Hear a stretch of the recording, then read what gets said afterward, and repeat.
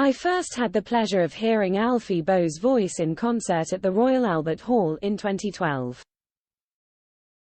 An excerpt, perhaps, of the tenor's exhilarating stint as Jean Valjean in Les Misérables, at the O2 in London 2 years before.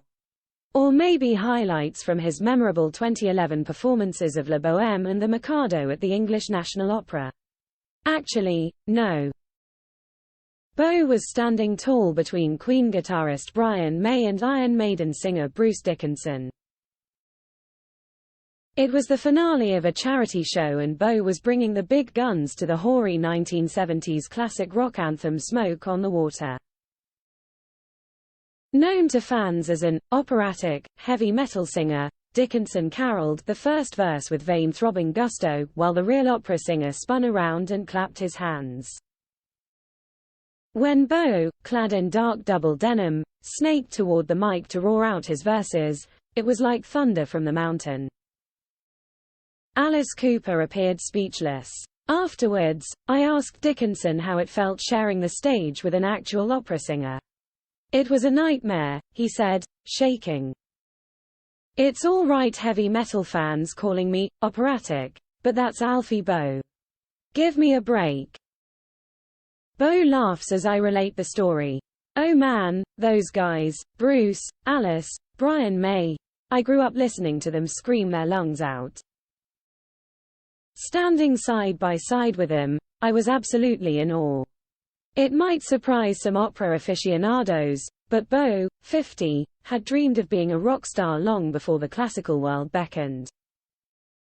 "At the Royal College I'd be walking to class with my headphones on listening to Status Quo and Led Zeppelin," Alfie recalls. He certainly looks like a rock star, a tanned and youthful middle-ager with rascally whiskers and longish hair. Alfie is home in his West London apartment following another sold-out UK tour. "For me, rock and roll always came first. My brother had an extensive collection of Elvis records, my mum was a big Roy Orbison fan and I was into Queen and the Rolling Stones." Born in Blackpool in 1973, the youngest of 9 to an Irish Catholic father and Norwegian mother, Boe was 6 years old when his future brother-in-law introduced him to Queen. "He played me Bohemian Rhapsody and then said, 'You can't be a real Queen fan until you understand what Bohemian Rhapsody is about.'" He chortles, "Well, I'm 50 years old now, and I'm still trying to figure out what Bohemian Rhapsody is all about." A richly talented lyric tenor lauded by everyone from movie director Baz Luhrmann to musical theatre impresario Cameron Mackintosh, Boe quickly outgrew the strict confines of the classical world. He released a series of best-selling albums featuring crossover forays into theatrical showtunes, pop balladry, the Great American Songbook, traditional folk and modern country. But never classic rock or, heaven forbid, heavy metal. Until now and the release this weekend of new album, Open Arms, the Symphonic Songbook. Boe's homage to his first musical love includes immaculately produced orchestral versions of such classic rock staples as Bon Jovi's Living on a Prayer, Metallica's Nothing Else Matters, Bryan Adams' Summer of '69, among others. As a teenager he combined listening to Pink Floyd with exploring his father's old Richard Torber records. When The Dark Side of the Moon and Peter Gabriel-era Genesis came into my world it was like, wow, this stuff is epic and symphonic and glorious. It was like hearing La Bohème for the first time. But then, my singing happened and people started saying, you have the ability to be a classical singer. The story of how the 17-year-old Alfie Boe got his lucky break while working as an apprentice car mechanic who entertained workmates by singing opera arias, is well worn. A well-to-do customer with music biz connections suggested he audition for the prestigious light opera company, D'Oyly Carte. I lost his card and can't remember his name, he sighs. But I've always wanted to thank him because that moment changed my life.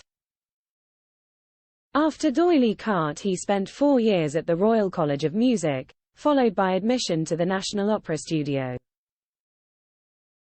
I studied like crazy, crammed it all in, and developed this operatic voice. I ended up on stage at the Royal Opera House in Blinderborn.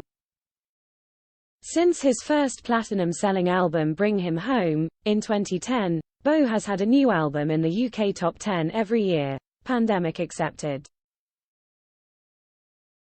3 even went to number 1 as part of the long-running Ball Boe Together show.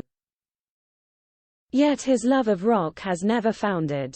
Singers like Freddie Mercury and Robert Plant have this natural ability to sing without much training, focusing more on storytelling.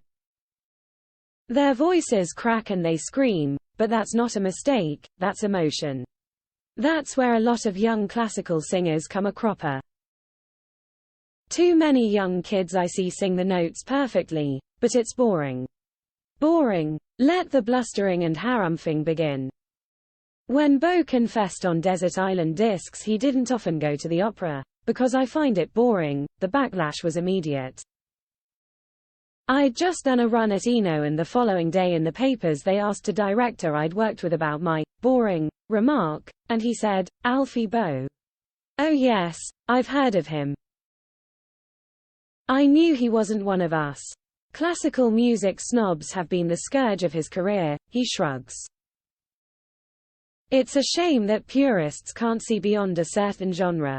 My concerts involve operatic arias, Neapolitan folk songs, musical theatre songs and now some rock and roll. How about the sex and drugs part of the rock lifestyle? Much of that in the classical world. There were certainly some wild parties, he cheerfully acknowledges. When you have a long opera and you get a rare night off, that's when the beers flow and the fun starts. He admits the showbiz lifestyle was part of the reason behind his, very amicable, split in 2020 from his American wife Sarah. Although his much publicized liaison with Liv Knight Butler, a vlogger, nearly 20 years his junior, can't have helped much either. Boe had been married for 16 years. The couple have a daughter Grace and son Alfred Robert. Yeah, the job obviously did have an effect on my marriage, but there must have been issues there already. She was a great mother and a wonderful wife. But I don't like the word regret. You make mistakes in life and hopefully you learn from them. As well as his stunning new album, Boe has recently published his second autobiography, Face the Music, My Story. His cover of Foreigner's classic power ballad, I Want to Know What Love Is, the standout on Open Arms, first performed in 2012 at the Albert Hall, pretty much sums up where he is at now, he says. The last chapter is called Now. It's about taking it day by day, minute by minute, second by second, dealing with it and breathing through it all. Boe is so busy he finds it hard to stop and slow down and take time for myself.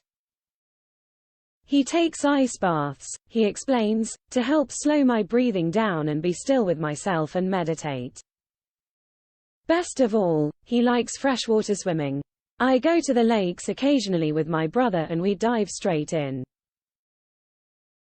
It's about getting with nature, and I like the surroundings, the mountains and the getting out into nature. It can teach you so much. Currently single, he's about to exchange his London bachelor pad for a Buckinghamshire country house. Not because that's what rock stars do in middle age, he smiles. But because I'm now in a place where I know I can cope, I can embrace a relationship with somebody and make it work despite my job. Rock on, Alfie. Open Arms, the symphonic songbook by Alfie Boe, is out now.